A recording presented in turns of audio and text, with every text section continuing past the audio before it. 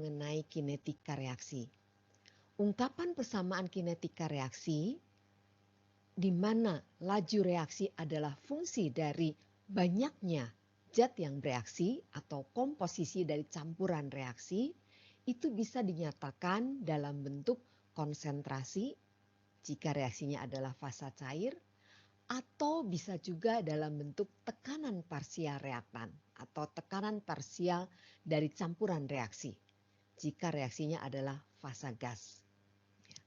Nah, bentuk persamaan kinetika reaksi yang sudah kita pelajari itu merupakan bentuk fungsi yang empiris, di mana bentuk persamaan tersebut dibangun berdasarkan data-data percobaan dan kita tidak bisa menjawab seandainya ada yang bertanya mengapa bentuknya seperti itu. Ya, hanya kita bisa menjawab bahwa bentuk hubungannya adalah demikian. Yang penting adalah antara laju reaksi dengan faktor-faktor yang mempengaruhinya itu adalah cocok ya antara model dengan data percobaan. Jadi bentuknya adalah bentuk persamaan empiris. Nah, pada kesempatan ini kita akan lihat beberapa contoh-contoh persamaan kinetika. Yang pertama, reaksi antara asam asetat dengan etanol untuk membentuk etil asetat. Dari percobaan, kemudian diolah datanya, maka dijumpai bahwa model yang cocok untuk laju reaksi ini adalah berorde 1 terhadap konsentrasi asam asetat dan juga berorde 1 terhadap konsentrasi etanol. Ya. Kemudian untuk reaksi yang kedua yaitu reaksi antara hidrogen dengan yodium membentuk asam yodida. Ini juga dijumpai bahwa laju reaksi merupakan orde 1 terhadap konsentrasi hidrogen dan juga orde 1 terhadap konsentrasi yodium. Begitu pula untuk reaksi nomor 3, kemudian nomor 4, dan jika kita perhatikan ternyata antara orde reaksi, misalnya di sini 1, di sini 1, sama persis seperti koefisien stoikiometrinya. Kemudian untuk reaksi nomor 2 juga sama berorde 1-1 sama seperti koefisien stoikiometrinya.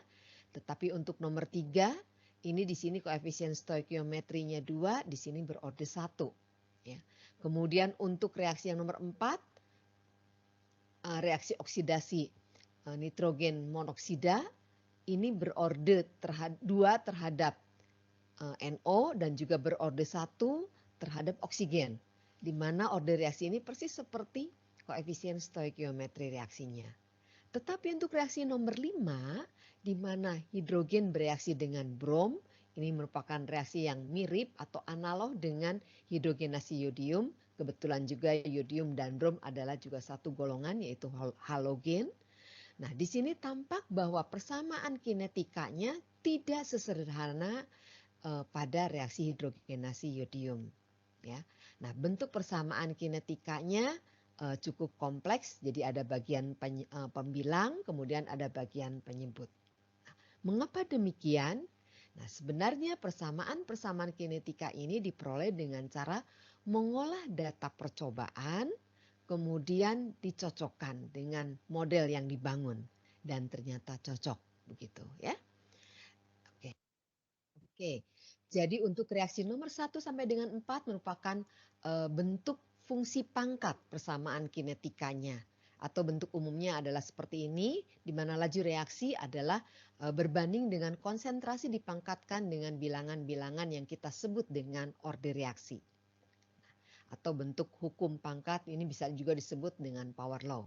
Jadi nilai alfa dan beta yang kita kenal dengan istilah orde reaksi, nilainya belum tentu sama dengan koefisien stoikiometri reaksi. Tetapi untuk reaksi nomor 5, tidak seperti bentuk umum atau tidak seperti bentuk hukum pangkat, tetapi mempunyai bentuk yang lebih kompleks. Namun bentuk yang dimiliki oleh persamaan kinetika reaksi nomor 5 ini ada hubungannya dengan mekanisme reaksi atau dapat dijelaskan mengapa demikian? Karena ada hubungannya dengan mekanisme reaksi.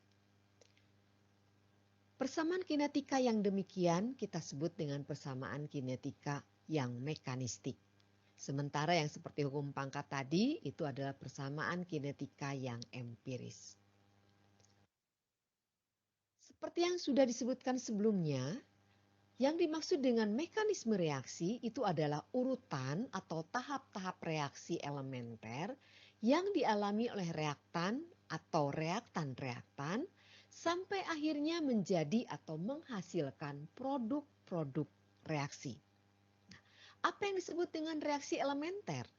Reaksi elementer adalah reaksi yang sebenarnya terjadi di tingkat molekuler atau kita sebut juga dengan reaksi satu tahap. Jadi artinya jika A menjadi B itu hanya dalam satu tahap, maka A menjadi B tadi bisa kita sebut dengan reaksi elementer. Dan untuk reaksi elementer, orde reaksinya adalah sama dengan koefisien stoikiometrinya. Tetapi untuk reaksi yang non-elementer, maka orde reaksi belum tentu sama dengan koefisien stoikiometri reaksinya. Kemudian dari mekanisme reaksi, kita juga dapat menurunkan persamaan kinetika. Tetapi persamaan kinetika yang kita dapatkan nanti masih perlu diuji atau dibuktikan kebenarannya atau kesesuaiannya dengan menggunakan data percobaan. Jadi nanti modelnya diturunkan dari mekanisme reaksi, kemudian model ini nanti dicocokkan dengan data percobaan. Kalau cocok, maka model tersebut adalah sah atau model tersebut bisa kita gunakan sebagai model kinetika untuk reaksi yang dimaksud. Berikutnya kita akan bahas mengenai bagaimana cara kita mendapatkan persamaan kinetika dari mekanisme reaksi. Nah, ada dua metode yang bisa kita gunakan untuk mendapatkan persamaan kinetika dari mekanisme reaksi. Yang pertama, kita turunkan dengan menggunakan metode pendekatan keadaan tunak. Dan kedua, kita gunakan dengan metode hipotesis tahap pengendali. Nah, untuk penggunaan metode pendekatan keadaan tunak, prinsipnya adalah bahwa laju pembentukan intermediate atau zat antara pada keadaan tunak adalah sama dengan 0. Sementara untuk penggunaan metode hipotesis tahap pengendali, sebagai prinsipnya yang harus kita terapkan adalah bahwa laju reaksi keseluruhan ditentukan atau dikendalikan oleh tahap reaksi yang paling lambat. Tadi sudah disebutkan bahwa mekanisme reaksi itu adalah tahapan-tahapan reaksi. Jadi untuk metode hipotesis tahap pengendali, mana di antara tahapan-tahapan itu yang paling lambat? Maka laju reaksi keseluruhan ditentukan oleh tahap yang paling lambat tersebut. Oke, kita ambil contoh saja untuk reaksi penguraian di nitrogen pentaoksida atau N2O5 menjadi oksigen dan nitrogen dioksida. Menurut para ahli kimia bahwa reaksi ini mengikuti mekanisme reaksi seperti yang tertulis di sini, yaitu dari 3 tahap di mana nitrogen pentaoksida akan terurai menjadi NO2 dan NO3. Kemudian NO3 dan NO2 ini akan bereaksi menghasilkan NO, oksigen, dan NO2. Dan selanjutnya NO dengan NO3 akan bergabung dan membentuk 2 buah molekul NO2. Laju reaksi untuk setiap tahapannya kita sebut saja R1, R2, R3. Sementara reaksi nomor 1 karena reaksinya bolak-balik. Reaksi yang ke kanan kita sebut R1 dan reaksi yang ke kiri kita sebut dengan laju reaksinya dengan R-1. Kita sudah belajar bagaimana cara mengungkapkan persamaan kinetika empiris untuk tahapan reaksi, masing-masing tahapan reaksi ini. Karena setiap tahap adalah reaksi elementer, maka orde reaksinya adalah sama dengan koefisien stoikiometrinya. Sebagai contoh, kita anggap saja untuk reaksi nomor 3 yang mudahnya ya. Misalkan konstanta laju reaksinya kita disebut di sini K3, maka R3 adalah K3 kali konsentrasi NO pangkat 1 karena koefisien stoikiometrinya 1. Kemudian nanti dikalikan dengan konsentrasi NO3 pangkat 1 atau order reaksinya 1 juga karena koefisien stoikiometrinya adalah 1. Jadi seperti ini. Ya. Oke, untuk reaksi yang nomor 1 yang ke kiri, misalkan konstanta laju reaksinya adalah K-1, jadi tertulis K-1, dan reaktannya adalah NO2 dan NO3. Masing-masing koefisien stoikiometrinya 1-1, jadi berorde 1 dan berorde 1 juga di sini. Ya. Oke, kalau kita akan menurunkan persamaan kinetika dengan menggunakan metode pendekatan keadaan tunak, maka kita perlu mencari senyawa intermediate atau senyawa antara. Nah, untuk reaksi ini yang mana yang disebut dengan senyawa intermediate? Nah, ini kebetulan sudah saya buatkan dengan warna yang berbeda. Reaktannya misalnya N2O5 saya beri warna biru, maka N2O5 ini adalah bukan intermediate tetapi reaktan. Dan produknya saya berikan warna merah, jadi setiap O2 dan NO2 saya juga sudah berikan tanda warna yang sama. Jadi misalnya reaksi nomor 1 menghasilkan NO2. NO2 ini adalah senyawa yang stabil atau sama dengan produk. Sementara NO3 itu bukan reaktan maupun produk di dalam reaksi keseluruhannya. Maka NO3 inilah yang kita sebut dengan reaksi senyawa intermediate atau senyawa. Ya. Senyawa antara lainnya adalah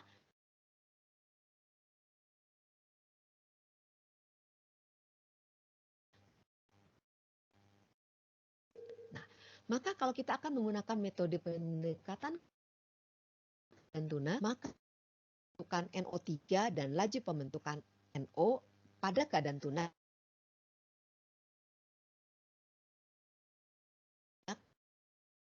sama dengan maka yang dibutuhkan adalah mana di antara tahapan itu yang mempunyai laju reaksi yang paling lambat.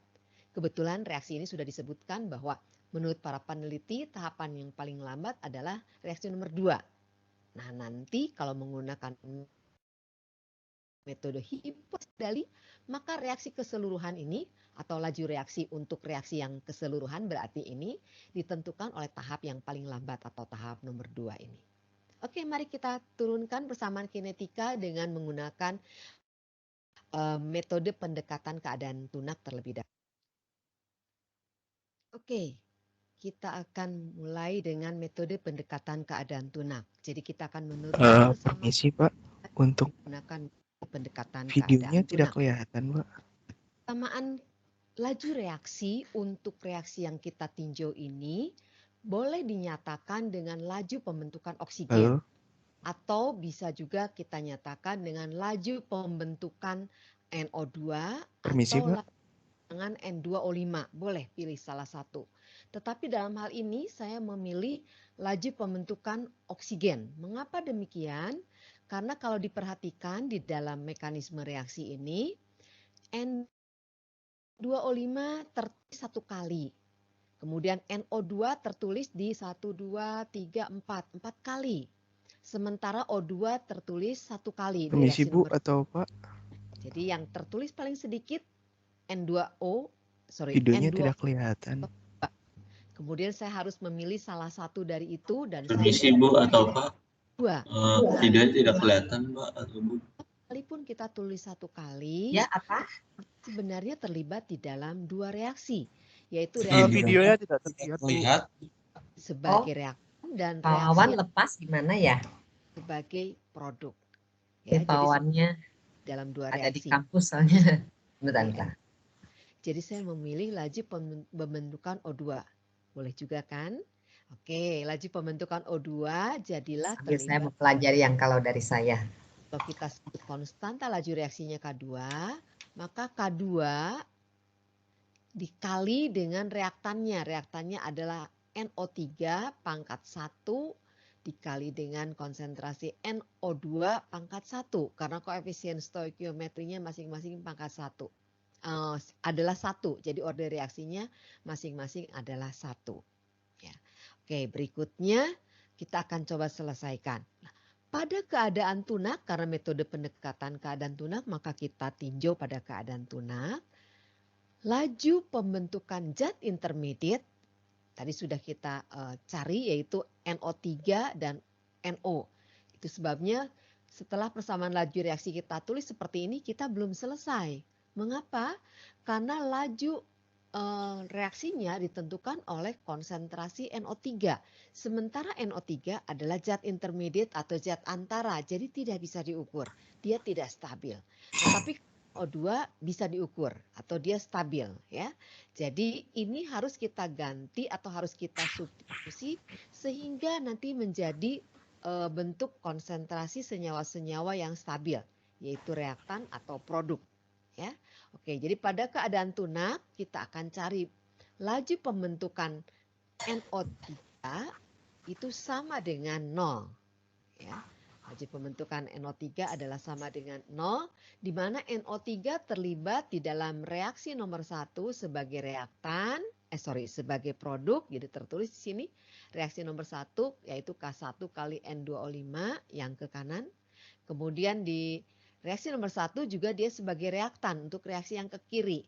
Jadi minus K-1 kali reaktan-reaktannya adalah NO3 dan NO2. Jadi NO2, NO3. Masing-masing ordernya 1-1 karena koefisien stoikiometrinya adalah 1-1. Ya. Kemudian NO3 terlibat di reaksi nomor 2 sebagai reaktan. Jadi K2 kali reaktan-reaktannya. Ya, K2 kali NO3 dan NO2. Kemudian satu lagi, NO3 juga terlibat di reaksi nomor 3 sebagai reaktan. Jadi K3 kali reaktan-reaktannya. Jadi minus K3 kali reaktan-reaktannya, NO dan NO3. Ya. Kemudian ini sama dengan 0, jadi kita bisa atur penempatannya, maka kita akan dapatkan bahwa laju atau konsentrasi NO3 sama dengan bla bla bla bla bla, ya. Itu kita sebut juga ini persamaan 2. Nah, kalau kita akan mensubstitusikan NO, mungkin mundur beberapa slide ya. Tadi yang mulai tidak terlihat. Bentar, Bu. Kayaknya ada masalah dengan videonya. Tergantikan oleh konsentrasi N2O5. N2O5 adalah reaktan. Jadi Videonya besar banget sih. 700 mega. Hampir 800 mega. Kenapa tahu-tahu mati? Maaf Bu, tadi saya tinggal ke lab sebentar soalnya. Iya.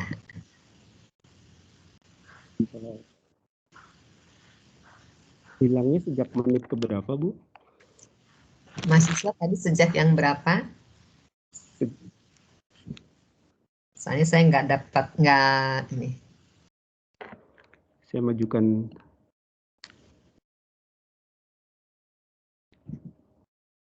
Sepertinya tadi hilang waktu ini Pak, yang KNO, yang reaksi NO itu Pak. Oh, sudah menurunkan persamaan laju reaksi. Contoh soal menurunkan persamaan.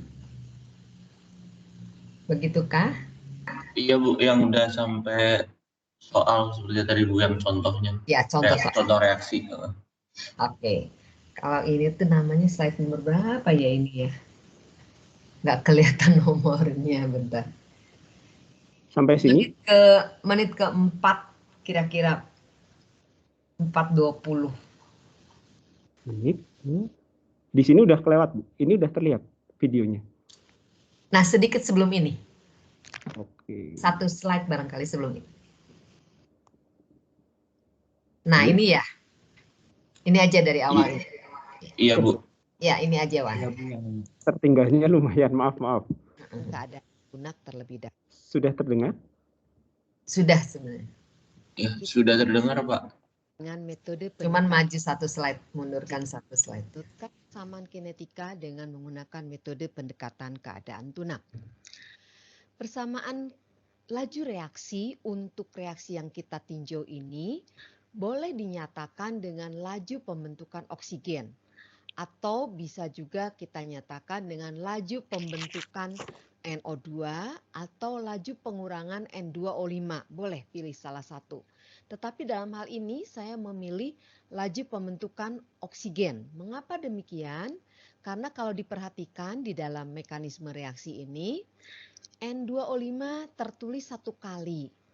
Kemudian NO2 tertulis di 1, 2, 3, 4 kali. Sementara O2 tertulis 1 kali di reaksi nomor 2 saja. Jadi yang tertulis paling sedikit N2O5 atau O2. Kemudian saya harus memilih salah satu dari itu dan saya jatuh pilihannya kepada O2. Mengapa? Karena N2O5 sekalipun kita tulis 1 kali, tetapi dia sebenarnya terlibat di dalam 2 reaksi, yaitu reaksi nomor 1 yang ke kanan sebagai reaktan dan reaksi yang nomor 1 ke kiri sebagai produk. Ya, jadi seolah-olah seperti di dalam 2 reaksi. Jadi saya tidak memilih N2O5. Jadi saya memilih laju pembentukan O2. Boleh juga kan? Oke, laju pembentukan O2 jadilah terlibat di reaksi nomor 2. Kalau kita sebut konstanta laju reaksinya K2, maka K2 dikali dengan reaktannya. Reaktannya adalah NO3 pangkat 1 dikali dengan konsentrasi NO2 pangkat 1. Karena koefisien stoikiometrinya masing-masing pangkat 1. Adalah 1. Jadi order reaksinya masing-masing adalah 1. Ya.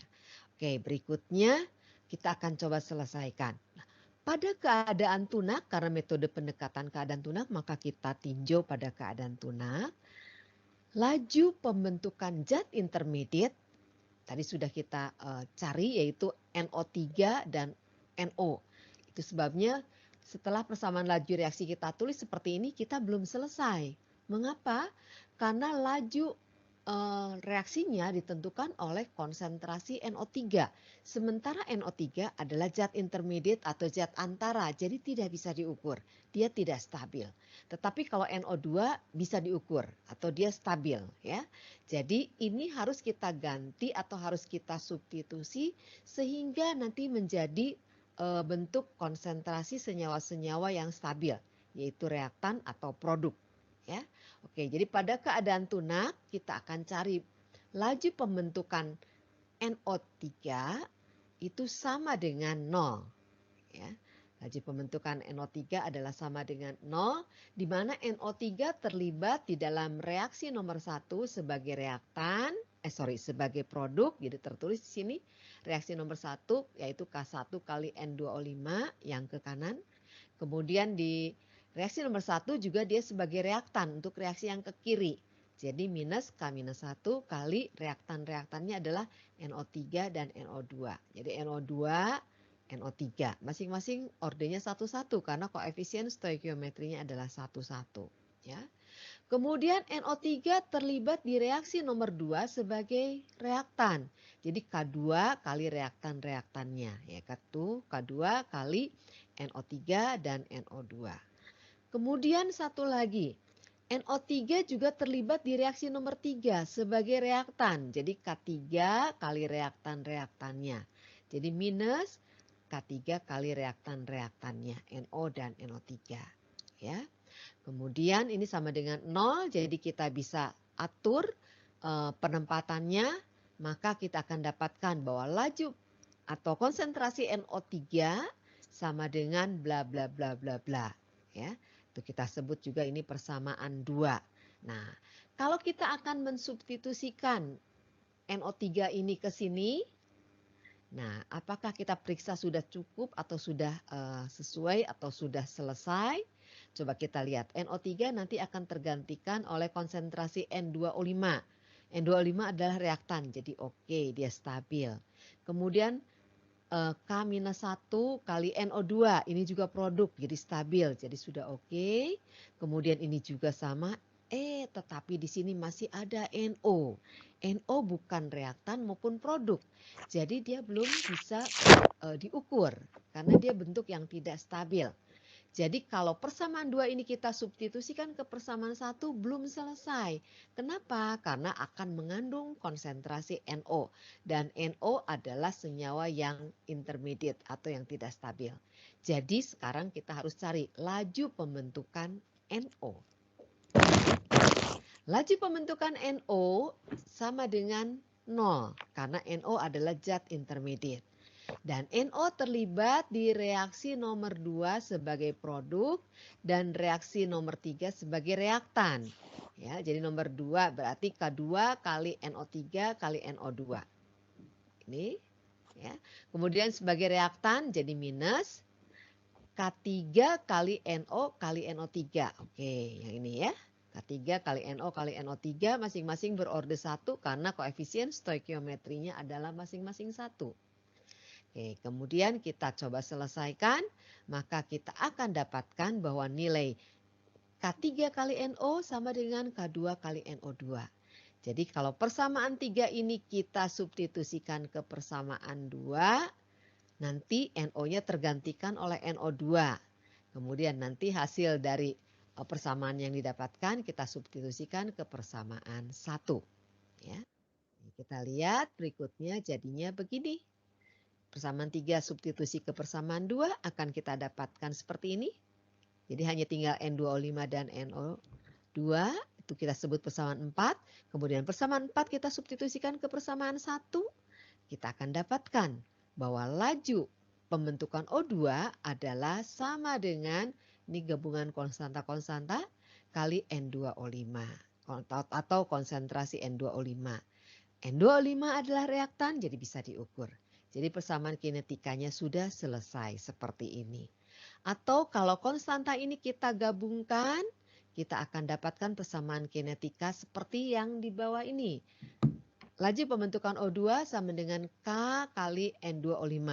Di mana K adalah gabungan dari konstanta laju reaksi K1, K-1, dan K2. Ya. Jadi dengan demikian, maka untuk penguraian N2O5 menjadi O2 dan NO2, dia mempunyai persamaan kinetika berorde 1 terhadap N2O5. Ya. Oke, itu penurunan persamaan kinetika menggunakan metode pendekatan keadaan tunak.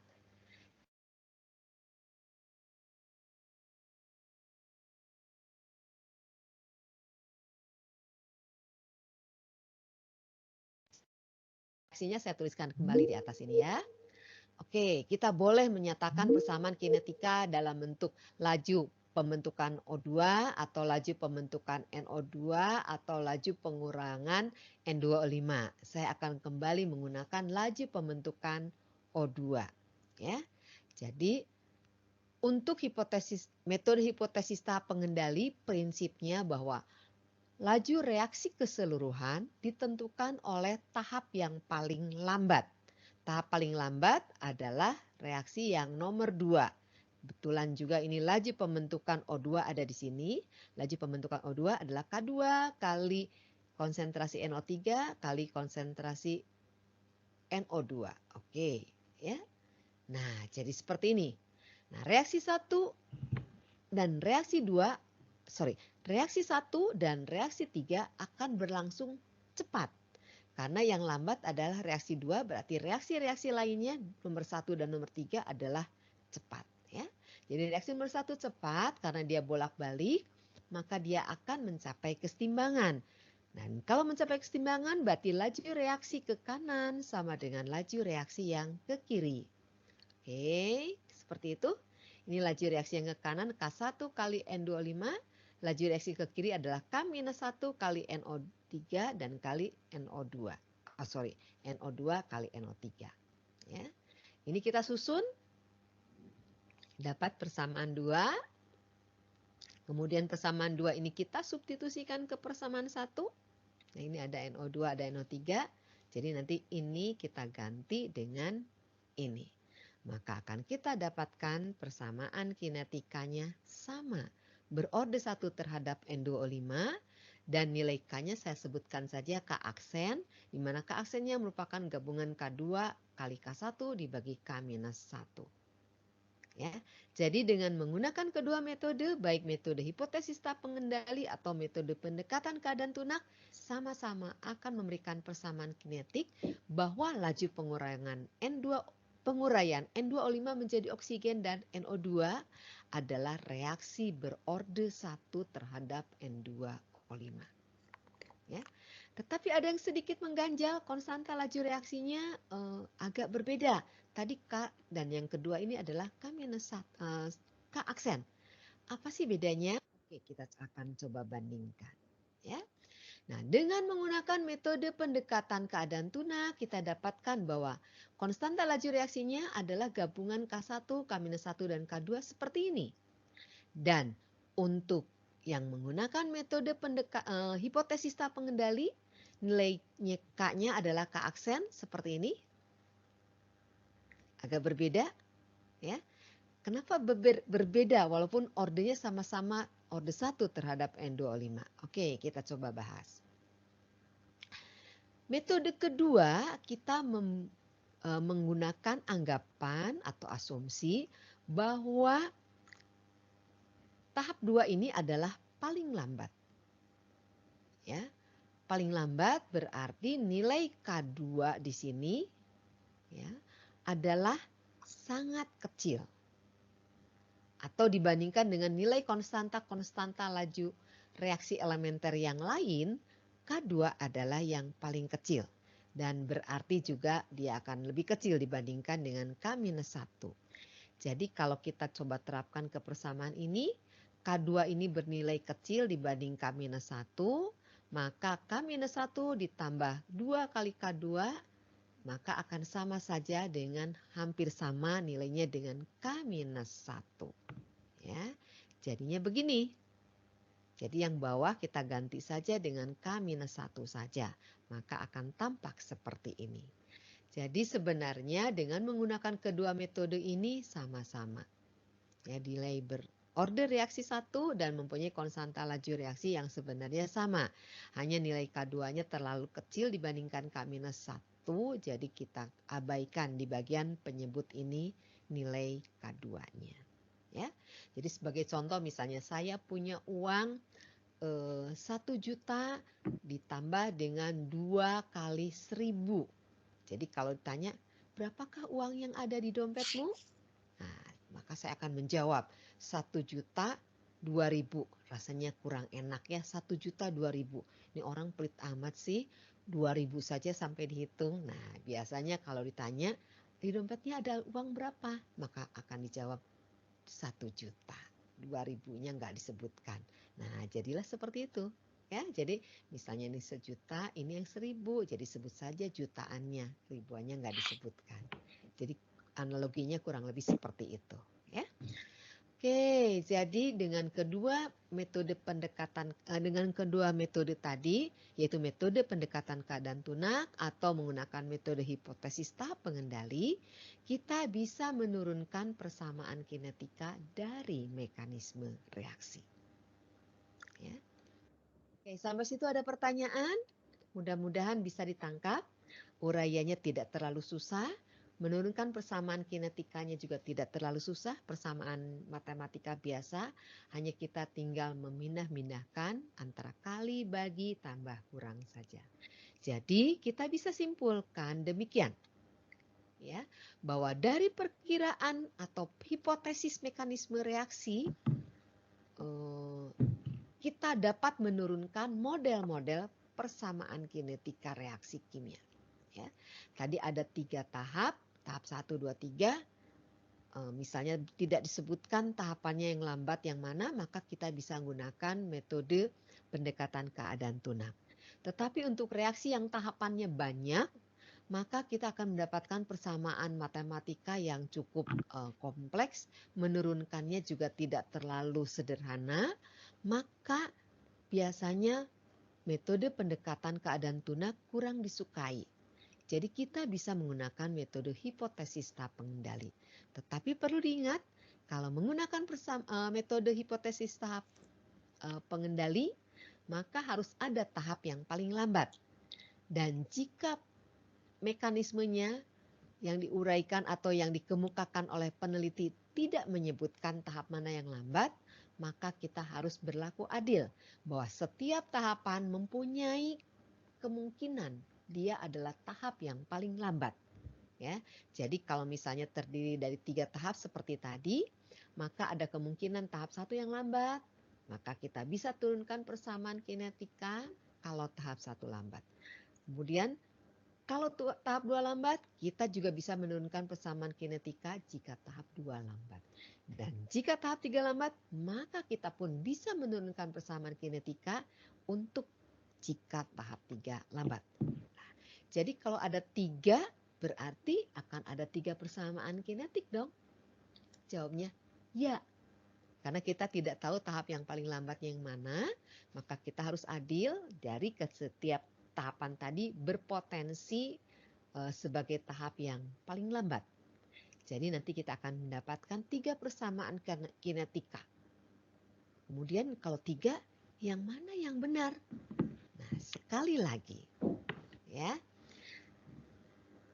Kalaupun kita bisa mendapatkan persamaan kinetika dari menurunkannya dari mekanisme reaksi, tetapi kita belum tahu yang mana yang mana di antara persamaan-persamaan kinetika itu yang benar atau yang cocok dengan data.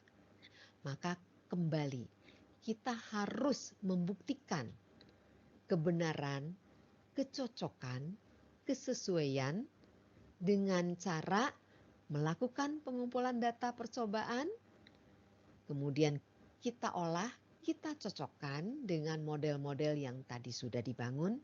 Ya, kalau tadi ada 3 tahap, kita jadi dapat 3 model. Kemudian kita cocokkan antara data dengan model, maka di antara ketiga model itu nanti akan kita dapatkan mana yang paling cocok dengan data. Ya, jadi sekali lagi, persamaan kinetika yang didapatkan dengan menurunkan dari mekanisme reaksi masih perlu diuji kebenarannya, kecocokannya, kesesuaiannya dengan menggunakan data kinetika. Ya. Nah, jadi kesimpulan yang ketiga adalah teori-teori yang ada saat ini baru sampai kepada tahap untuk dipergunakan sebagai alat untuk mengerti tentang kejadian yang berlangsung selama reaksi. Belum bisa dipakai untuk menentukan parameter dan model kinetika reaksi. Jadi baru modelnya saja, nilai parameternya tetap harus kita dapatkan dengan cara mengolah data kinetik. Dan dari mana data kinetiknya? Data kinetikanya adalah dari hasil percobaan. Percobaan bisa dilakukan di laboratorium, bisa juga dilakukan dengan mengumpulkan data dari lapangan. Ya, jadi percobaan tidak selalu di laboratorium. Oke, itu kesimpulannya. Cara menurunkan cara menurunkan kinetika reaksi dari mekanisme reaksi.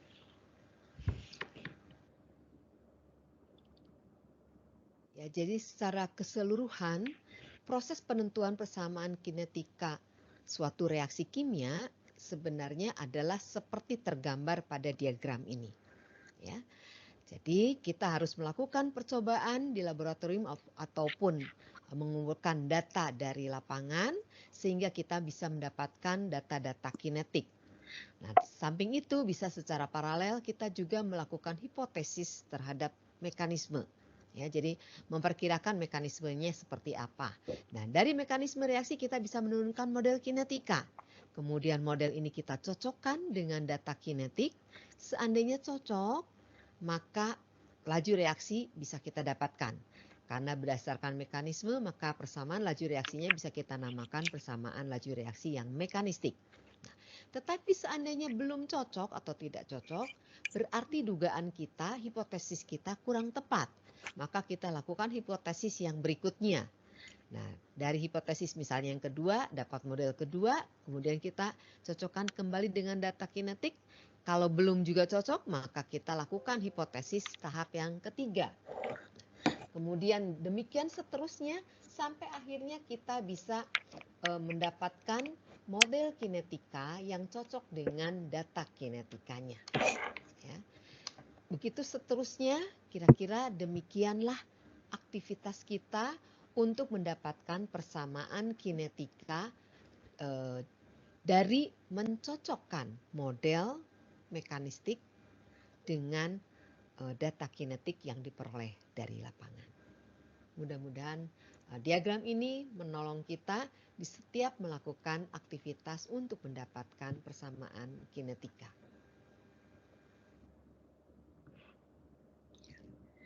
Oke, jadi kesimpulannya bahwa untuk mendapatkan persamaan kinetika tetap harus melakukan percobaan di laboratorium untuk mendapatkan data kinetik. Kemudian data kinetik itu diolah dan hasil pengolahannya bisa mendapatkan atau kita bisa dapatkan persamaan kinetika. Melakukan percobaan di laboratorium tidak selalu kita harus yang melakukan. Mungkin saja kita bisa mendapatkan dari hasil percobaan para peneliti. Ya. Kemudian mengapa persamaan kinetika sampai saat ini belum bisa kita dapatkan secara teori? Nah, karena masih banyak teori-teori yang dikemukakan itu melakukan asumsi-asumsi, dan asumsi-asumsi tadi belum cocok dengan keadaan yang sebenarnya. Ada 2 buah teori yang akan kita bahas di sini, di mana kedua teori ini mengemukakan bahwa berdasarkan teorinya kita bisa mendapatkan persamaan kinetika. Teori yang pertama adalah yang kita kenal dengan istilah teori tumbukan. Nah, menurut teori ini bahwa untuk senyawa-senyawa yang bereaksi dalam fasa gas, dalam hal ini misalnya A dan B menjadi produk, maka A, B, dan produk ini diasumsikan merupakan molekul yang bentuknya adalah bola pejal. Kemudian senyawa-senyawa yang terlibat ini mempunyai sikap, mempunyai kinerja, mempunyai performance seperti gas ideal. Di mana kecepatan reaksi merupakan jumlah tumbukan yang membuahkan hasil, karena tumbukan tersebut menghasilkan energi yang cukup. Berdasarkan teori ini, maka persamaan kinetikanya adalah seperti persamaan ini. Di bagian depan ini menunjukkan jumlah tumbukan, dan yang bagian belakang ini merupakan fraksi tumbukan yang berhasil menghasilkan produk.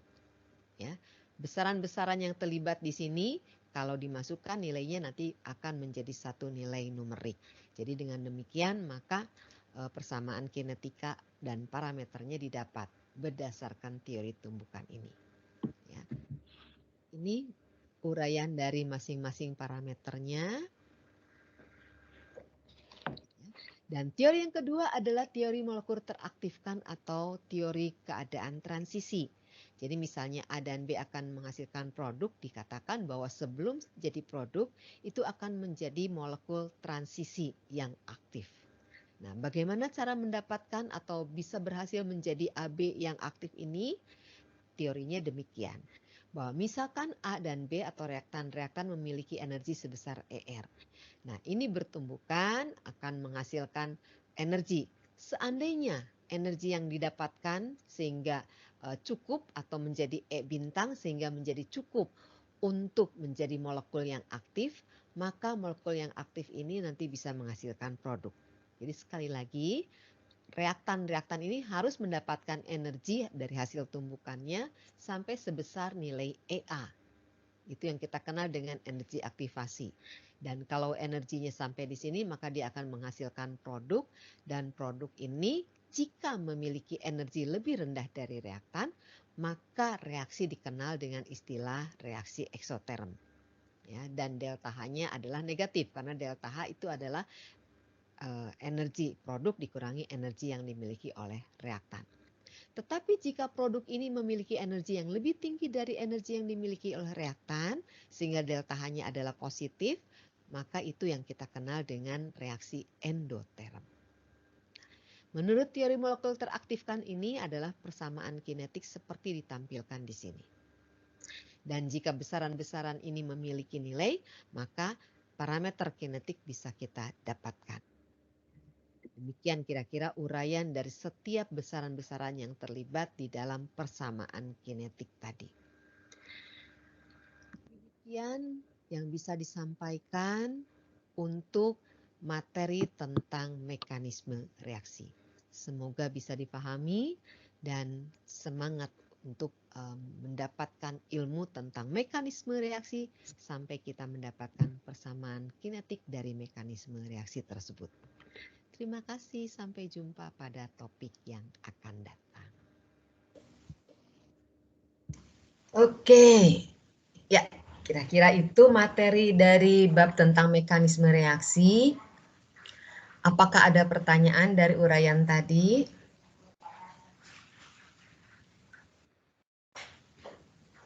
Oke, silakan. Kalau ada yang kurang jelas ingin ditanyakan, mangga.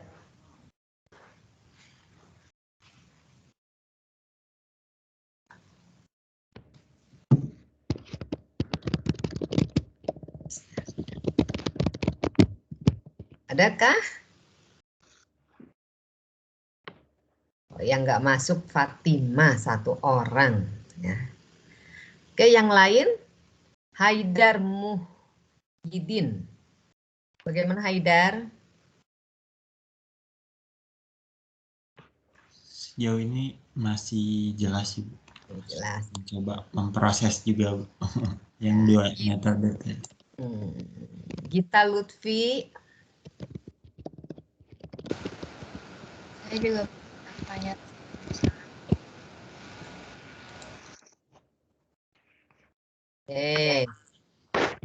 Ada yang lain yang mau bertanya, silahkan.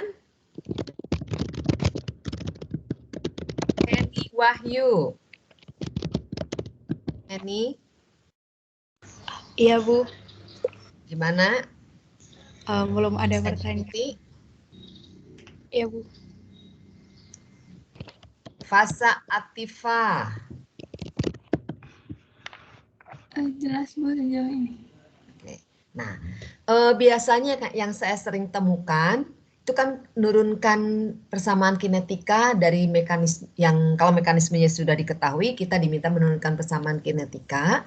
Ada 2 metode, metode pendekatan keadaan tunak dan atau steady state approximation atau metode hipotesis tahap pengendali ya, determining step, hipotesis.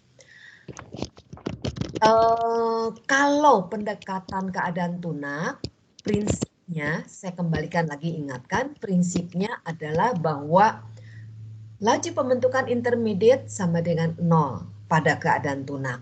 Jadi artinya jumlah intermediate itu segitu terus, yang terbentuk dengan yang terurai kembali itu lajunya sama, sehingga dia mencapai keadaan setimbang atau laju reaksinya totalnya adalah 0. Ya, itu prinsipnya.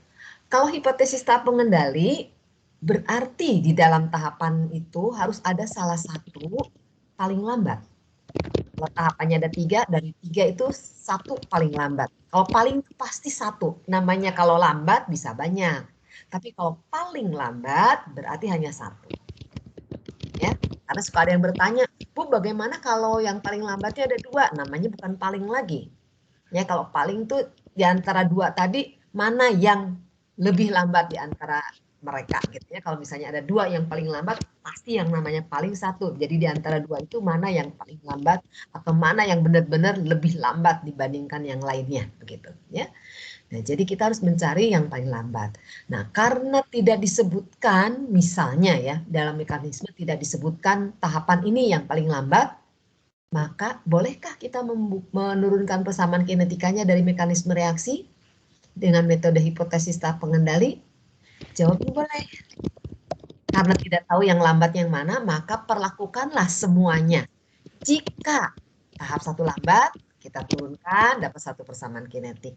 Kemudian nanti jika tahap 2 yang lambat, kita turunkan dapat persamaan kinetik yang kedua. Jika tahap 3 lambat, kita turunkan lagi. Jadi kalau tahapannya ada 5, berarti ada 5 persamaan kinetik. Kalau tahapannya ada 4, ada 4 persamaan kinetik. Ya nggak apa-apa. Toh yang persamaan kinetik yang diturunkan dari mekanisme reaksi baru bentuk model. Nah, kalau persamaan kinetik yang totalnya adalah harus sudah ditentukan juga nilai parameternya. Nah, nanti untuk mendapatkan nilai parameter, persamaan-persamaan yang mungkin tadi, kalau 5 tahap misalnya kita nurunkan ada 5 persamaan kinetik yang mungkin yang bisa terjadi atau yang bisa salah satu dari itu benar, maka cocokkanlah model yang 5 tadi dengan data kinetik. Nanti pasti ada yang paling cocok di antara 5 itu. Oh, yang cocoknya Bu ada 2, ya nggak apa-apa 2, tapi pilihlah yang paling. Ya. Nah, biasanya mencocokkannya seperti apa? Kembali lagi, kita sudah belajar, saya lupa nomor babnya, tentang mengolah data kinetik. Ya, kembali lagi ke sini. Jadi, nggak bisa pisahkan antara bab satu dengan bab yang lainnya karena bisa saling membutuhkan. Tetapi urutannya seperti yang kita sudah lakukan dalam kuliah. Jadi kalau mau cerita mekanisme berarti harus sudah belajar dulu tentang mengolah data kinetik. Nah, seperti itu, oke? Nah, saya belum sampai yang terakhir atau pernyataan yang paling penting. Tadi dikatakan di awal bahwa banyaknya yang keliru adalah menggunakan metode pendekatan keadaan tunak, tetapi dia juga menggunakan sebagian pernyataan, sebagian hal-hal yang ada di atau yang bisa kita gunakan di metode hipotesis tahap pengendali. Misalnya begini, saya menurunkan persamaan kinetik dengan metode pendekatan keadaan tunak. Kemudian diperhatikan tahapan dalam mekanisme reaksi, ada tahap yang reaksinya bolak-balik. Nah, waktu mau menurunkan yang bolak-balik dikatakan mencapai setimbang atau mencapai kesetimbangan. Nah, itu enggak benar. Ya. Jadi kalau metode pendekatan keadaan tunak, prinsipnya hanya laju pembentukan intermediate pada keadaan tunak sama dengan 0. Tidak cerita tentang mencapai kesetimbangan. Ya, jadi kalau hipotesis tahap pengendali, tahapan ini lambat, maka tahap yang lainnya cepat. Dan kalau ada reaksi bolak-balik, maka yang reaksi bolak-balik itu juga akan cepat. Kalau reaksi bolak-balik cepat, maka dia akan mencapai kesetimbangan. Gitu ya. Jadi itu anggapan atau asumsi yang ada di salah satu metode tidak boleh dicampur aduk dengan asumsi yang ada di metode lainnya. Ya, itu seringkali ada kekeliruan yang seperti itu. Bukan satu atau dua, tapi sering saya jumpai yang seperti itu. Ya. Jadi perlu diingat.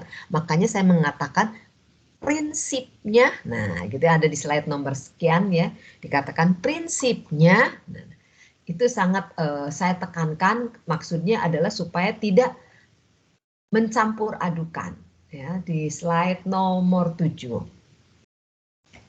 Slide-nya bisa kalian download dari Edunext ya, sudah saya upload ke situ, ya jadi prinsipnya, nah itu yang penting, jadi untuk metode pendekatan keadaan tunak, bahwa laju pembentukan intermediate atau zat antara pada keadaan tunak sama dengan 0. Dan untuk hipotesis tahap pengendali, prinsipnya adalah bahwa laju reaksi keseluruhan ditentukan oleh tahap yang paling lambat. Kalau salah satu tahap itu paling lambat, berarti tahapan lainnya adalah cepat.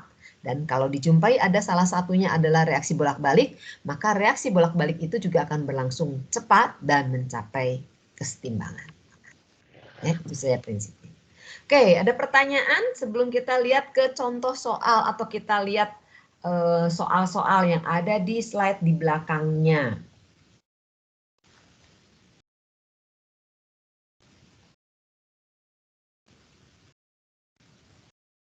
Ada pertanyaan?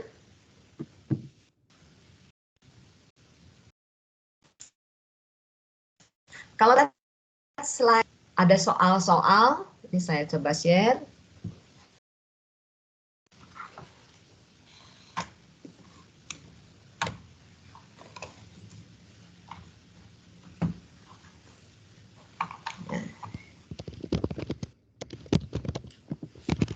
Ini ada soal, misalnya nomor 1 ini. Ya. Di sini ada reaksi oksidasi NO menjadi NO2 oleh para peneliti, para ilmuwan diperkirakan mengikuti mekanisme reaksi seperti ini. Ya. Oke, saya besarkan dulu.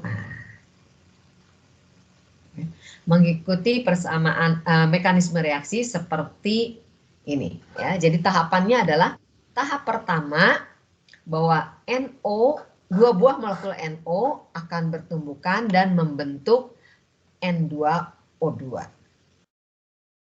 Ya. Jadi dikatakan begitu.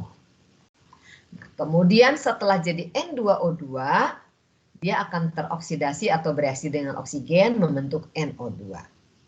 Jadi kalau dapat mekanisme seperti ini tidak ada yang berwarna-warna seperti contoh soal tadi yang saya buatkan, maka yang pertama harus kita kenali adalah mana yang disebut dengan zat stabil dan non stabil. Jadi kalau reaktan dan produk pasti stabil, bisa kita ukur. Tetapi yang intermediate tidak stabil, jadi tidak bisa kita ukur ya. Nah, jadi kalau NO dan O2 itu adalah reaktan. Jadi di dalam mekanisme ini berarti reaktan, ini bukan, ini reaktan. Ya. Nah, kemudian produknya adalah NO2. Berarti kalau menemukan NO2 dia produk. Nah, gitu ya. Di luar yang saya beri tanda reaktan yaitu garis merah dengan produk garis biru bagian bawahnya. Nah, di luar itu adalah bukan reaktan dan bukan produk, berarti intermediate. Ya.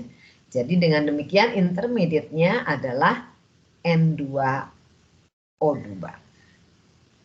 Ya. Nah, kalau kita akan menurunkan persamaan kinetika dari mekanisme yang diberikan ini, kita mau pakai metode apa? Kalau hanya 2 tahap, bagus juga kita gunakan metode pendekatan keadaan tunak. Kita tidak usah pusing-pusing mana yang dari tahapan ini yang lambat, yang paling lambat itu tidak perlu kita cari ya. Jadi kita bisa turunkan dengan metode yang pertama, misalnya menggunakan metode pendekatan keadaan tunak.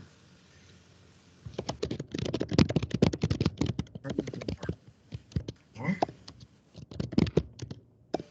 Nah, prinsipnya apa? Metode pendekatan keadaan tunak. Saya ingin nyapa Dara Alisa. Apa prinsipnya?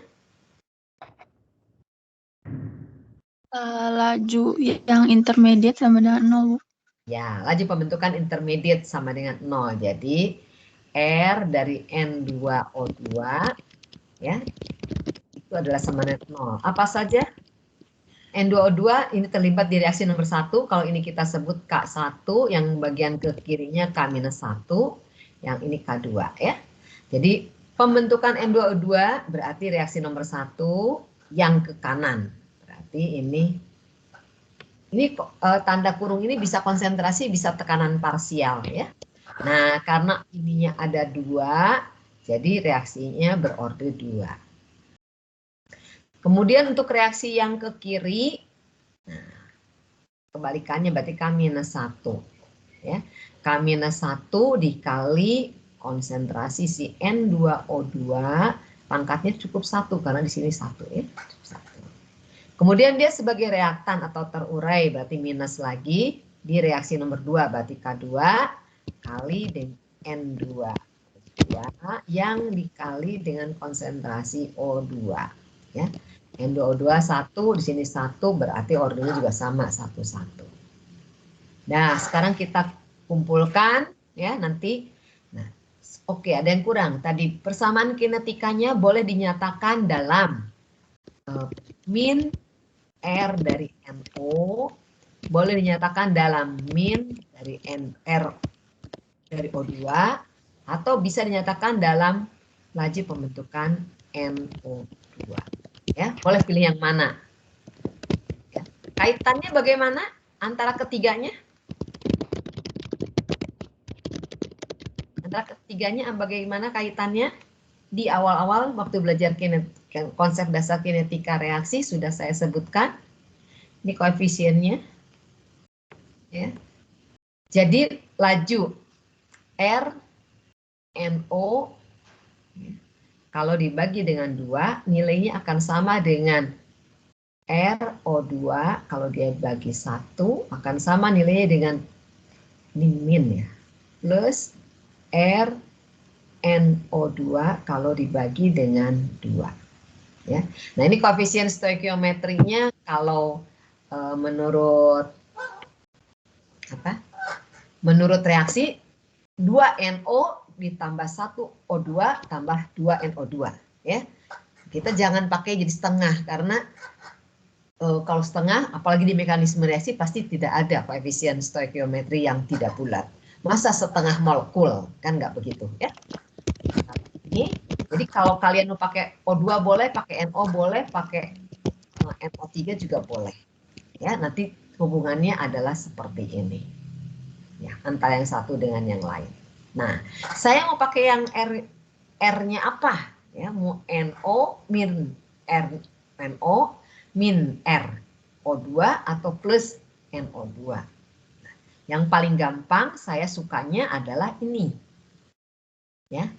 Ini atau ini boleh. Karena disebutkannya satu kali. Kalau NO ini reaksinya bolak-balik.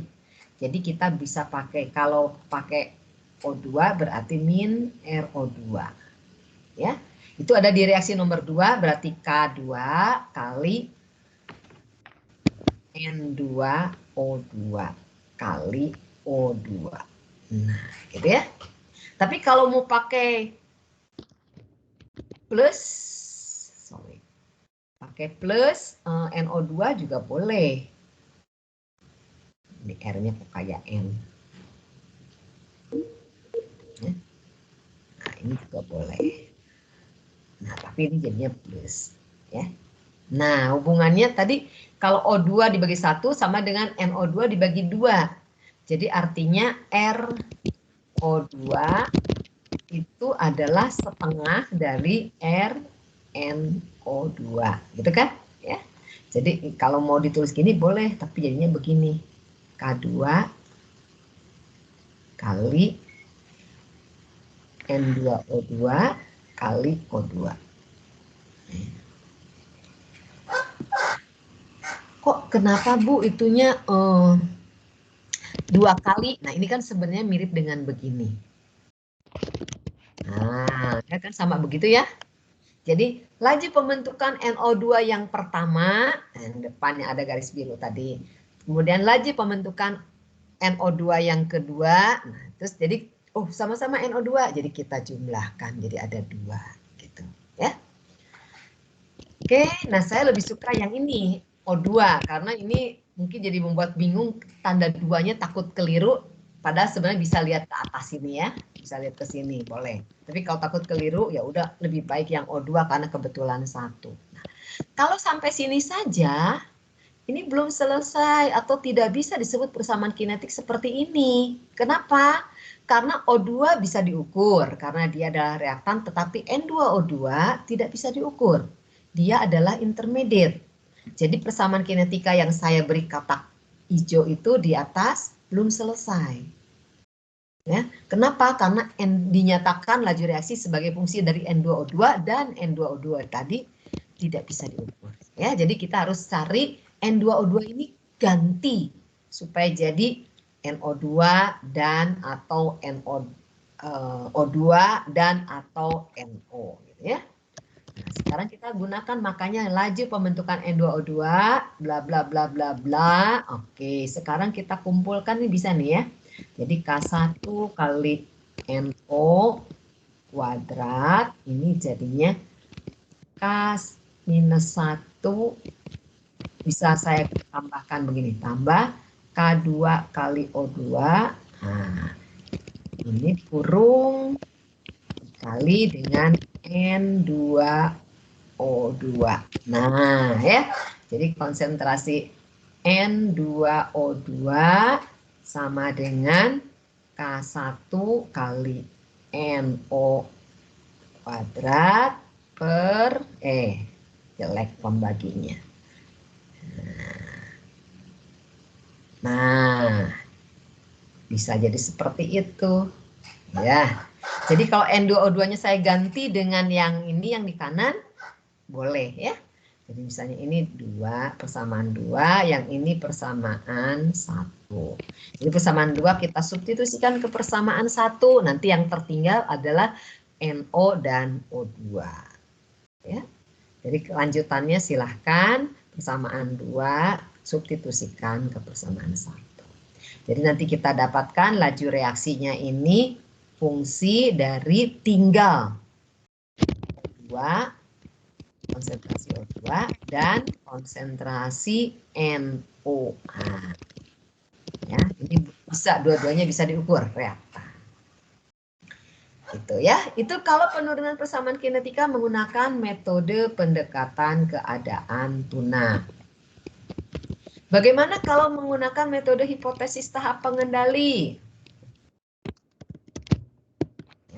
Kalau pakai metode hipotesis tahap pengendali, saya hapus yang atas ya, supaya ada tempat.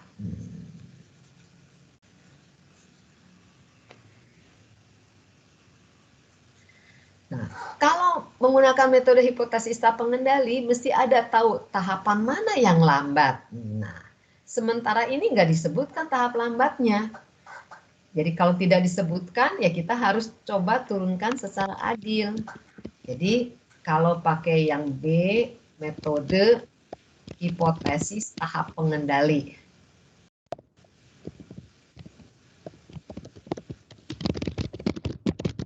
Approximation determining step, ya, atau enggak, apa ya, biasanya nyebutnya apa ya,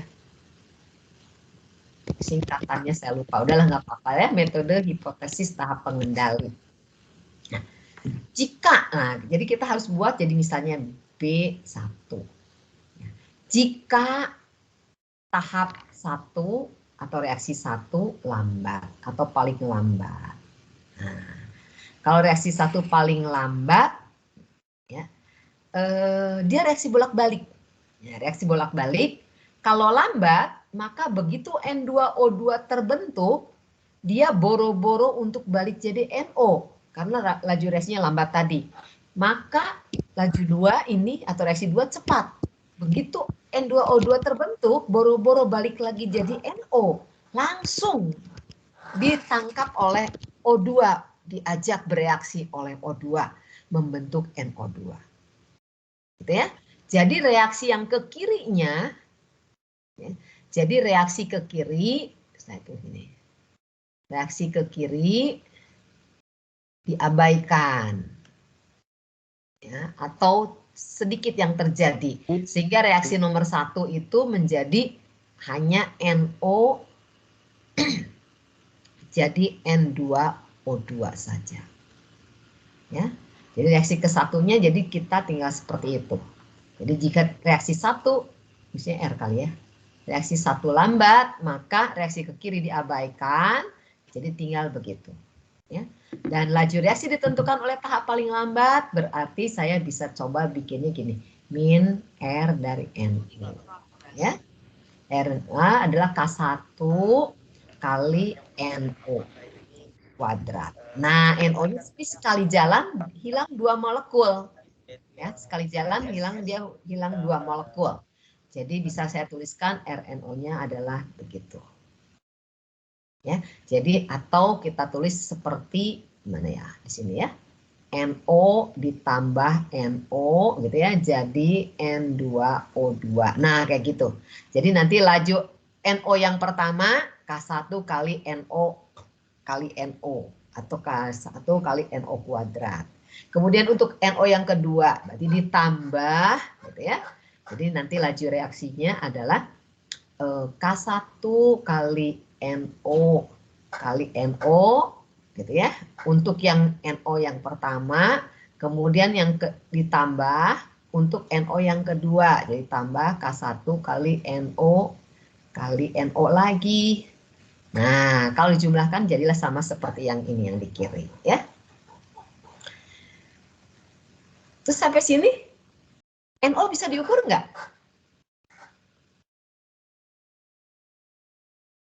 Kita bisa nggak menentukan konsentrasi NO? Konsentrasi atau tekanan parsial NO. Kalau misalnya dia gas, kita nyatakan dalam tekanan parsial. Bisa nggak diukur? NO apa NO? Reaktan, produk, atau intermediate? Fauzi Rahmat Abdillah, NO reaktan, produk, atau intermediate?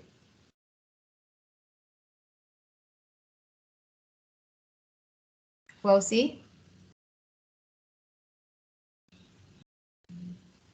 Oh, nggak ada di tempat. Oh iya. Ya, udah nyala tuh mikrofonnya. Apa Fauzi? Reaktan, produk, atau intermediate? NO.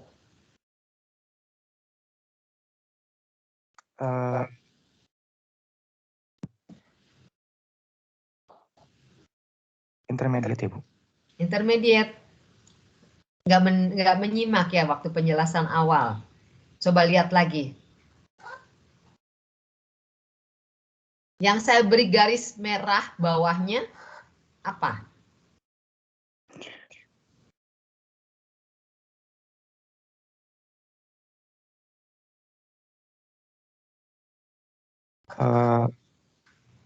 Reaktan bukan ya, Bu?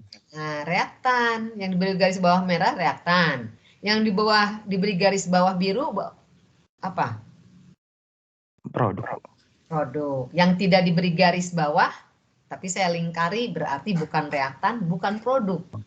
Maka Ya, itu intermediate. Jadi pertanyaan saya diulangi. Jadi NO dia reaktan, produk atau intermediate? Reaktan, Ibu. Reaktan. Kalau reaktan pasti bisa diukur. Kan kita bisa mengadakan barang itu. Ya. Produk juga bisa kita ukur karena kita kan memproduksi barang itu. Jadi artinya reaktan dan produk pasti adalah bahan-bahan yang stabil, yang ada di alam atau ada di pasaran, bukan pasaran, ada di dalam bentuk nyatanya, ya, bentuk yang stabil, ada molekul itu nyata. Nah, yang intermediate-nya itu namanya juga antara. Kebetulan sedang bikin itu lewat sini. Nah, yang lewat tadi itu intermediate atau antara itu tidak stabil. Dibentuk, hilang lagi, dibentuk, hilang lagi. Jadi tidak stabil. Ya. Nah, sekarang kalau persamaannya sudah jadi seperti ini, saya kasih kotak nih ya. Nah, jadi laju reaksi dinyatakan terus dapatnya seperti ini. Sudah selesai belum? Persamaan kinetiknya sudah selesai apa belum?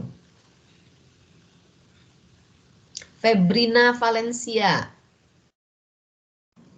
Jika laju pengurangan NO sama dengan 2 kali K1 kali NO kuadrat. Belum selesai ya, Bu. Mengapa? Karena tunggu, Bu.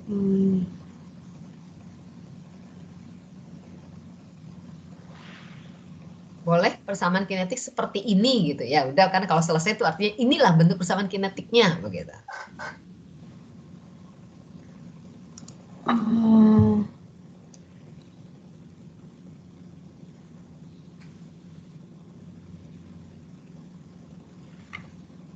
NO apa NO? Reaktan, produk atau intermediate? Iya, Bu, karena yang dipakai itu baru yang produk ya, Bu ya. Pertanyaan saya, NO reaktan, produk atau intermediate? Yang reaktan, Bu. Reaktan. Reaktan bisa diukur nggak? Bisa, Bu. Bisa. Kalau sudah bisa diukur, sudah selesai. Jadi laju reaksinya adalah bergantung kepada konsentrasi reaktan, pangkat 2. Reaktannya adalah NO-nya. Sudah selesai. Jadi persamaan kinetiknya kalau kita turunkan dengan metode tahap pengendali dengan menganggap reaksi 1 paling lambat, maka bentuk persamaan kinetikanya seperti ini. Benar enggaknya? Nanti, tadi kan udah diuraikan di dalam penjelasan sebelumnya yang divideokan tadi, bahwa bentuknya oke, tetapi parameternya yaitu K1-nya kan kita belum tahu. Jadi harus kita cocokkan dengan data kinetik yang diperoleh dari percobaan. Ya. Oke, karena karena mekanisme reaksi ini ada 2 tahap, kita anggap tadi yang lambat reaksi nomor 1, maka kita harus adil. Jika yang lambat adalah reaksi nomor 2, ya. Jadi ini kalau lambat reaksi nomor 1 persamaannya kotak yang atas. Sekarang kalau jika reaksi 2 yang lambat atau paling lambat, maka ya, reaksi 1 akan cepat. Kalau cepat berarti dia akan mencapai kesetimbangan. Jadi akan mencapai kesetimbangan, akan setimbang. Gitu ya. Kalau akan setimbang berarti, saya nulisnya kemana ya?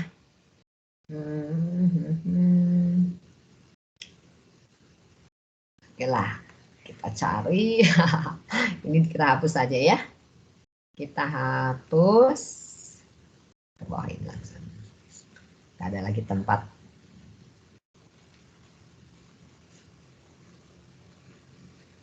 Jadi kalau mencapai keseimbangan berarti laju ke kiri sama dengan laju ke kanan untuk reaksi nomor 1.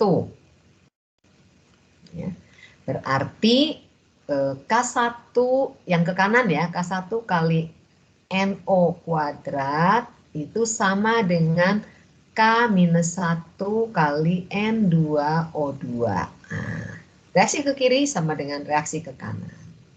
Oke, sekarang laju reaksinya untuk pengungkapan, ya. Tadi boleh kita pakai RO2, minus RO2, bisa min RNO, bisa dengan plus RNO2. Tadi saya lebih suka pakai min RO2, ya. Itu terlibat di reaksi nomor 2, dia K2 kali N2O2 kali O2. Nah, gitu ya. Nah, ini belum bisa selesai karena N2O2 intermediate, jadi nggak bisa diukur. Maka ini kalau kita sebut dengan persamaan 1 harusnya ini ya. Ini laju reaksi. Ya. Kemudian ini nomor 2. Ya. Jadi laju reaksi ditentukan oleh tahap paling lambat. Paling lambat ini maka laju reaksinya adalah demikian. Kemudian kalau saya nomor persamaan 2 kita substitusikan ke persamaan 1, maka akan kita dapatkan min RO2 sama dengan K2 kali K minus 1, kali K1, sorry ya. Jadi dibagi K minus 1, K2 kali, nulisnya kurang tepat. Begini.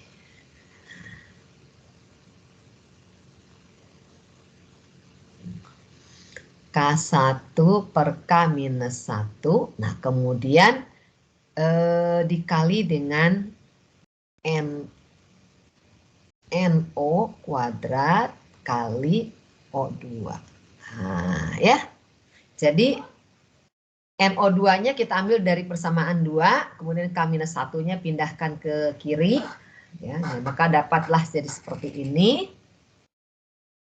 Kemudian,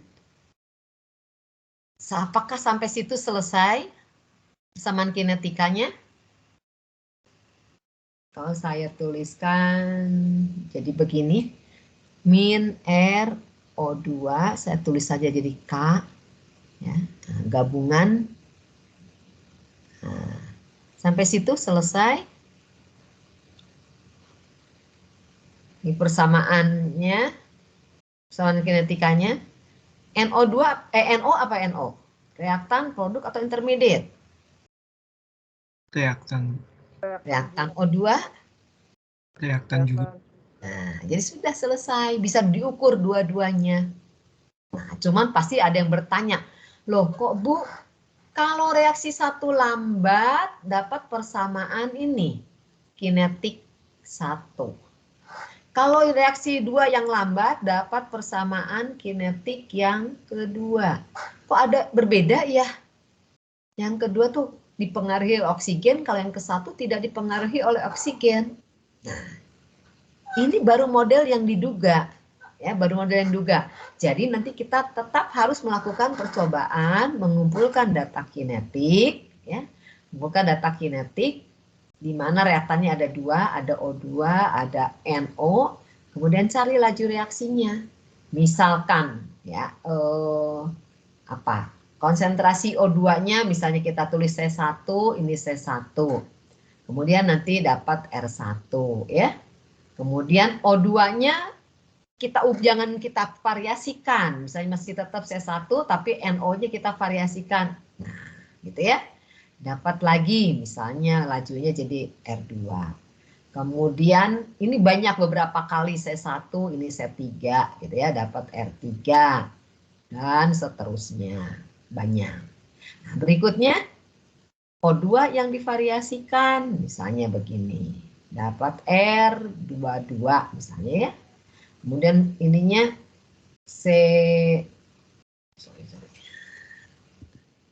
variasikan C3 misalnya.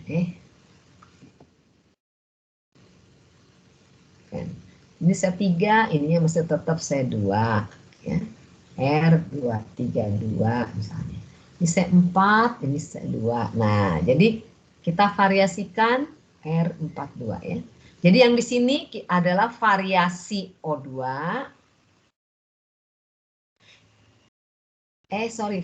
variasi NO, sorry ya, NO. Yang bawah ini adalah variasi O2. Nah, ya. Nanti karena ini bedanya O2-nya berpengaruh enggak ya terhadap laju reaksi? Nah, kita lihat dari variasi O2. Itu nilai R22, R32, R42 nilainya sama enggak? Kalau ternyata nilainya hampir sama, oh, kalau dicocokkan nanti kita akan mendapat buktikan bahwa model K1 ini lebih cocok karena tidak dipengaruhi O2.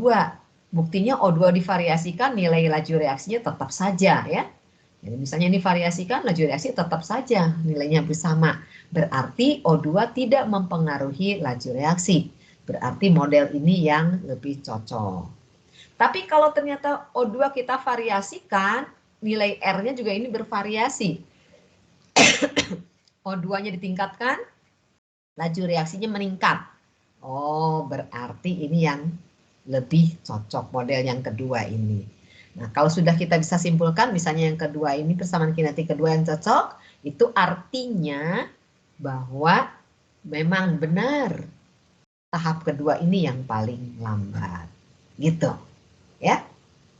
Jadi yang saya tadi ceritakan urutannya itu harus diikuti ya, berdasarkan logika saja dulu.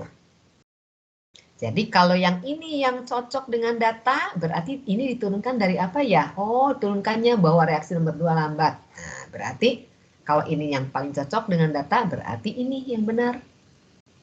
Reaksi nomor 2 yang mengendalikan atau yang paling lambat.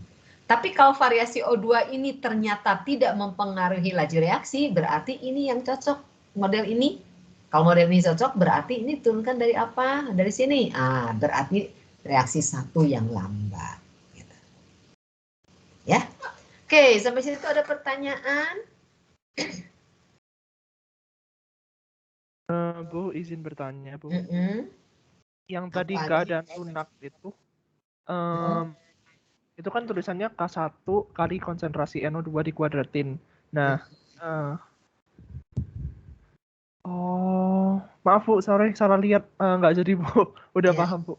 Belum selesai ya, yang masih di sini yang belum selesai. Tadi udah keburu dihapus ya.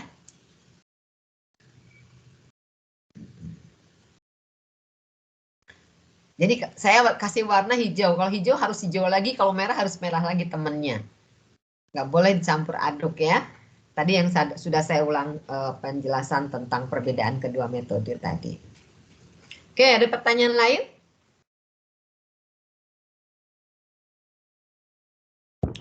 Bu, izin bertanya, Bu. Ya. Mau nanya, berarti tadi kalau misalkan kita mau nentuin reaksi mana yang lambat harus dicoba kemungkinan semuanya ya, Bu ya? Iya. Nggak bisa reaksi setelah yang reversible itu yang lambat. Jadi, nggak bisa. Kecuali kalau di dalam persoalannya kayak tadi ini lambat gitu ya. Nah itu berarti sudah ada orang yang mencoba seperti kita ini. Nah kemudian dia publikasikan bahwa ini reaksi nomor 2-nya nih yang lambat. Nah artinya bukan berarti kita tidak mencoba-coba atau tidak berarti kita langsung nebak. Itu sudah dilakukan pengolahan data langkah-langkah seperti ini oleh si peneliti, oleh si ilmuwan yang mempublikasikan bahwa tahap ini yang lambat. Ya. Jadi boleh kita yang melakukan, bisa orang lain yang melakukan. Kalau orang lain melakukan, kita tinggal ikutan, gitu ya. Nah, bisa begitu. Tapi kalau belum ada, kita berarti yang harus melakukan pengolahan data untuk mendapatkan yang mana yang lambat. Gitu ya. Begitu Afnan, Abdillah Afnan. Iya, baik Bu, terima kasih Bu. Oke, yuk terus nih ada yang lain, yang soal nomor 2 silahkan dicoba nanti diturunkan. Kalau ini kan membuktikan. Ya, jadi kalau reaksi ini dikatakan bahwa reaksinya adalah reaksi radikal. Jadi H2 dengan BR2, pertama ada reaksi BR2 berubah menjadi 2 radikal BR. Tandanya biasanya gini atau tanda bintang ya, pokoknya atom tapi atom yang aktif gitu ya, ada tanda titik atau tanda bintang. Kemudian nanti ini radikal ini yang akan menumbuk hidrogen sehingga jadi radikal hidrogen plus HBr. Radikal hidrogen akan numbuk BR2 jadi radikal BR.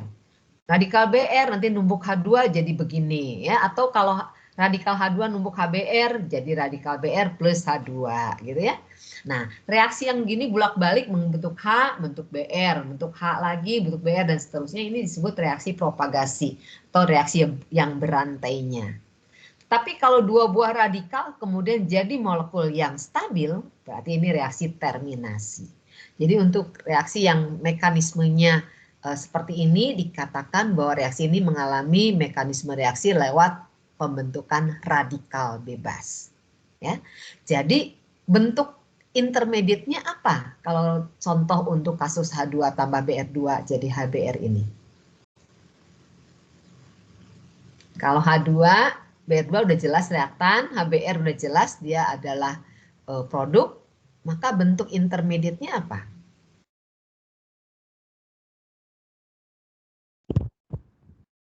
Ada BR radikal, H radikal, sama HBr ya, Bu. Nah, Bukan HBr produknya. Nah, BR produk ya. Jadi apa intermediate-nya sekali lagi diulangi Aldi? BR radikal sama H radikal, Bu. Iya. Jadi BR radikal dan H radikal itu bentuk intermediate-nya atau zat antaranya. Jadi kalau untuk reaksi dengan mekanisme radikal seperti ini ingin kita hentikan adalah biasanya kita kasih terminator atau zat yang bisa menghentikan si radikal ini. Si radikal bebas ini supaya berhenti membentuk senyawa yang stabil. Nah, biasanya ini nggak hanya ini bergabung jadi ini, tetapi bisa juga kita bantu dengan menambahkan terminator. Yaitu zat yang kalau bertumbukan dengan radikal tidak membentuk radikal yang baru, gitu ya. Oke, nah dengan mekanisme yang seperti ini silahkan diturunkan untuk reaksi H2 tambah BR2 menjadi HBr. Menurut literatur katanya persamaan kinetiknya begini. Nah, kalau persamaan kinetik seperti ini, kalau saya tanya berorde berapakah terhadap hidrogen? Kan reaktannya ada hidrogen, ada BR ya, H2 dan BR2. Berorde berapa terhadap H2?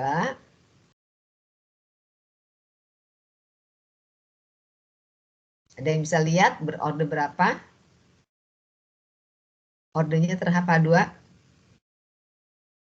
Damianus Kevin. Iya, Bu. Berorde berapa terhadap Satu ya, Bu. gas itu? Kalau terhadap Orde 1, ya di sini 1. Berorde berapa terhadap gas BR2? 1 juga. 1 juga?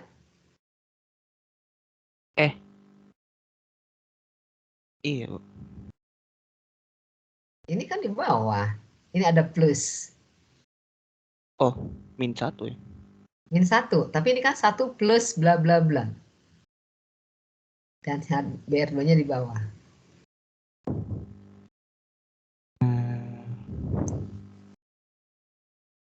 Dibantu oleh Andrew Benaldo.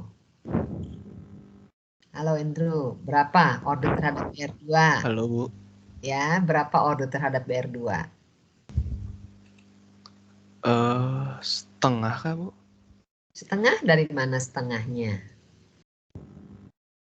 Bukan ya. Ayo yang lain mikir juga.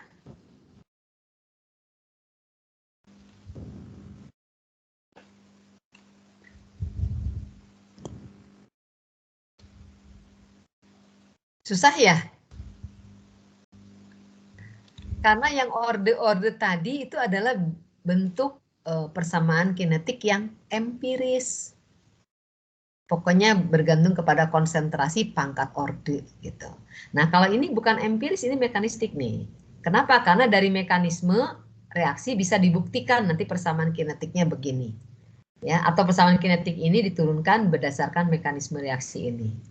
Terhadap HBr disebut orde setengah, ini di bawah ada HBr. Disebut berorde setengah dibagi 1 jadi minus setengah, loh ini ada tanda. 1 plus, nggak bisa. HBr ini langsung ke atas. Ya. Begitu pula BR2, nggak bisa langsung ke atas, karena ini dia ada di 1 plus bla bla bla bla. Ini ada si 1 ini nih yang ganggu. Ya, jadi tidak selalu bisa disebutkan berorde berapa untuk persamaan kinetika yang mekanistik. Jadi tidak selalu bisa. Bukan berarti tidak bisa ya, tidak selalu bisa. Jadi kadang ada kalanya tidak bisa. Karena mekanistik ya. Oke, nanti tolong buktikan ya. Kita turunkan dari mekanisme reaksi ini sehingga dapat persamaan kinetikanya seperti itu. Dikerjakan di rumah. Sekarang juga di rumah kali ya. Dikerjakan nanti di luar jam kuliah ini ya. Terus ada soal berikutnya, mana ini? Nah, ini ada reaksi penguraian asetaldehid katanya mengikuti mekanisme seperti ini. Nah, tentukan persamaan kinetika reaksi penguraian tersebut. Ya. Boleh menggunakan metode pendekatan keadaan tunak, boleh menggunakan metode hipotesis tahap pengendali. Yang jelas ada 4 tahapan di dalam mekanisme reaksinya. Nah, kalau pakai metode pendekatan keadaan tunak, kita harus cari mana bentuk senyawa intermediate atau senyawa antaranya. Oke, dari senyawa yang dituliskan ini mana yang disebut senyawa antara?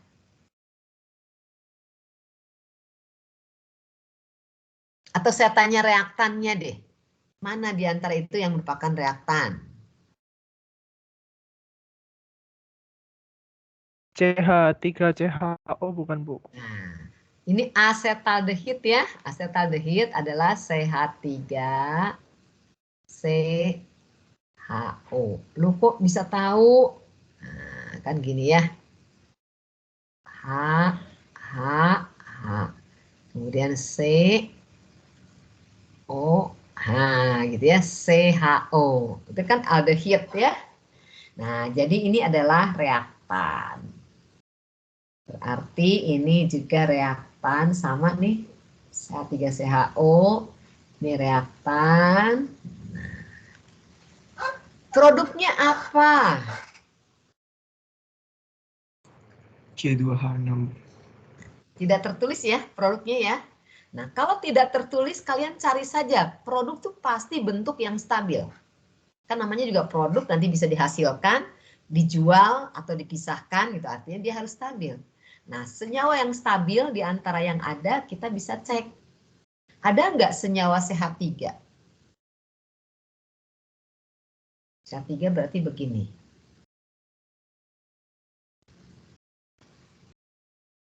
CH3 itu intermediate Bu. Nah, intermediate karena H itu C itu pasti tangannya 4. Jadi sini harus ada satu lagi. Kalau tidak ada berarti dia tidak stabil. CH3 ini bisa berikatan kemana saja. Nah, jadi itu adalah intermediate, bukan produk. Kemudian CHO, ada nggak CHO? Berarti ini nih. COH. Nah. Itu juga sama, tangan C-nya cuma 3. Jadi pasti tidak stabil. Jadi berarti intermediate juga. Kalau gitu produknya apa kira-kira? Bukan CH3 dan juga bukan CHO. Ada CH4, terus H2, CO sama C2H6 Bu. Nah, betul. CH4 pasti ada ya. CO juga ada kan senyawa CO, karbon monoksida. H2 juga ada senyawa H2 dan ada senyawa C2H6 itu adalah etana. Di luar itu adalah intermediate. Jadi intermediate-nya ada beberapa nih. Ini satu lagi yang belum saya tuliskan. Nah, jadi intermediate-nya bisa CH3, bisa CHO. Ya, 2 itu. Ya. Silahkan gunakan metode pendekatan keadaan tunak. Reaksinya sebenarnya kalau saya tulis dia adalah CH3 reaksi keseluruhannya ya. O nanti dia menghasilkan CO, kemudian H2 dan CH4 dan C2H6. Nah, gitu ya. Hasil-hasilnya. Sisanya adalah intermediate. Nah, jadi nanti menentukan persamaan kinetikanya boleh pakai ini, min R CH3CHO sama dengan bla bla bla, silahkan turunkan ya. Atau boleh juga nih yang paling, kalau saya ini ada 3 nih, tuh 2, 3, aduh akan panjang. Saya ingin yang lebih pendek deh, yang lebih pendek bisa begini nih, plus R CH4. Nah, boleh, itu hanya terlibat di reaksi nomor 2. Ini hanya K2 kali CH3 kali CH3 CHO ya. Boleh juga kita pakai R C2H6. Jadi dia adalah 1 2 3 4. Berarti K4 kali CH3 kuadrat gitu ya. Boleh mau pakai yang mana? Saya mau pakainya H2, boleh juga. Kalau H2 berarti R H2 sama dengan berapa nih? 1 2 3, K3. Ya, CHO kemudian CH3 CHO. Nah, boleh ya. Yang jelas intermediate-nya adalah CH3 dan CHO. Jadi laju pembentukan CH3 pada keadaan tunak sama dengan 0. Atau laju pembentukan CHO pada keadaan tunak sama dengan 0. Boleh pakai salah satu dari itu. Ya, kalau cukup cuma satu ya udah satu saja. Tapi kalau nggak cukup terpaksa dua-duanya ya udah dua-duanya, gitu ya. Kalau pakai metode pendekatan keadaan tunak seperti itu silahkan diturunkan. Oke, sampai sini ada pertanyaan, kalian harus lanjutkan sendiri ya. Karena kalau kurang latihan, nggak tahu trik-trik untuk menyelesaikan, sehingga pada saat menjumpai yang lebih kompleks, malas untuk mengerjakannya. Tapi kalau banyak latihan, oh ini udah tahu caranya seperti ini. Ya. Oke, ada pertanyaan?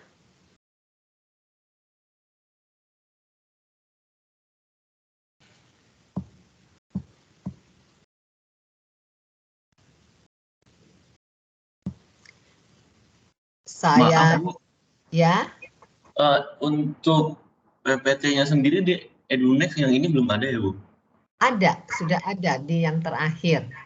Modul Yang apa ya? Yang 10 itu, Bu. Mekanisme reaksi, ya. Mekanisme reaksi 10 atau 11 ya? Oh, ya Bu, baru ada, Bu. Iya. Oke. Ada tadi sebelum kuliah udah saya masukkan. Ya, nanti lanjutkan ya. Ada lagi nggak ya soalnya ya? Nanti saya cek. Ada satu lagi nih. Kalau satu lagi kita biarkan dulu aja soalnya apa. Cuman mekanismenya katanya begini. Kita lihat dulu mekanismenya saja. Diketahui mekanisme reaksinya seperti ini. Ada 3 tahapan. Oke, kalau seperti ini, kira-kira intermediate-nya yang mana?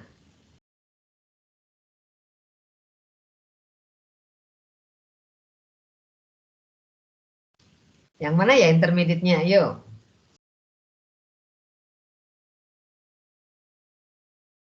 Kalau intermediate-nya ketemu berarti sisanya kalau nggak reaktan pasti produk. Bisa kelihatan nggak? Yang mana intermediate-nya? Ini nggak ada tulisan. Yang ada di kanan ada di kiri, Bu. Yang CH3 2 kali N2 sama CH3 2 kali N2 radikal. Nah, intermediate itu pasti radikal. Ini intermediate nih. Kan tadi udah belajar yang tentang H2 tambah BR2 kan? Ya, ada BR bintang atau BR titik, nah itu radikal. Jadi yang radikal yang ada bintang, ada nggak senyawa pakai bintang? Nggak ada kan? Jadi yang pakai bintang itulah yang radikal, itu yang intermediate-nya. Nggak ada tuh senyawa pakai bintang. Aturannya bagaimana nggak ada. Jadi intermediate-nya ini ya. Di luar itu adalah reaktan dan produk. Nah, untuk tahu yang mana reaktan, saya tidak hafal nih ya.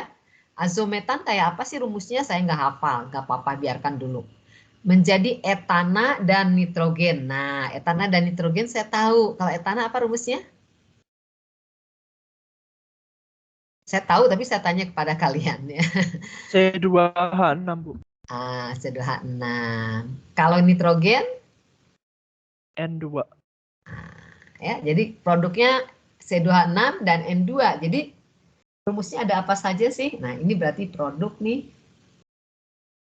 Ya. Produk. Ini produk. Ya. Berarti sisanya kan cuma semacam nih. CH3 2 kali N2. Nah, itulah azometannya. Gitu. Ya. Jadi gampang. Jadi nggak usah cari literatur azometan apa sih rumus kimianya, nggak usah gitu lagi. Bisa tebak dengan cara seperti yang tadi saya uraikan. Cari yang kita kenal dulu. Yang pakai bintang nggak ada tuh senyawa kimia pakai bintang. Pasti itu adalah lambang untuk intermediate. Sementara saja, ya. Jadi zat antara saja, jadi pakai bintang.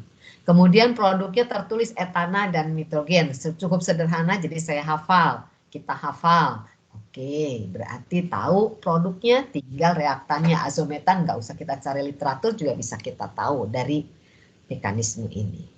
Ya, silahkan diturunkan. Nah, cuma soal ini mengatakan bahwa pada tekanan tinggi di kalimat yang di baris ketiga, ya, kita diminta menurunkan persamaan kinetik penguraian azometan menjadi etana dan nitrogen. Tetapi pada tekanan tinggi, tekanan lebih dari 1 atmosfer, dikatakan reaksi berorde 1 terhadap konsentrasi azometan. Tetapi pada tekanan rendah, yaitu tekanan di bawah 50 mm Hg, dia berorde 2 terhadap konsentrasi azometan. Nah, kita turunkan persamaan kinetik ini, terus kita evaluasi sehingga cocok dengan, kita analisis sehingga cocok dengan pernyataan bahwa kalau tekanannya tinggi, berarti tekanan azometannya yang tinggi, dia akan berorde 1 terhadap tekanan azometan. Tapi untuk tekanan azometan yang rendah, dia berorde 2. Nah, ini nanti analisanya gunakan pemikiran seperti tadi, yang K-1 tambah 2 kali K2, yang saya sebutkan 1 juta ditambah 2 kali 1000. Nah, kayak gitu ya. Tambahannya itu supaya bisa menjawab soal nomor 4 ini. Demikian soalnya nanti dikerjakan ya. Kita cukupkan kuliahnya sampai sini. Sebelum saya tutup ada 1 menit lah. Oke, bagi yang mau bertanya silahkan.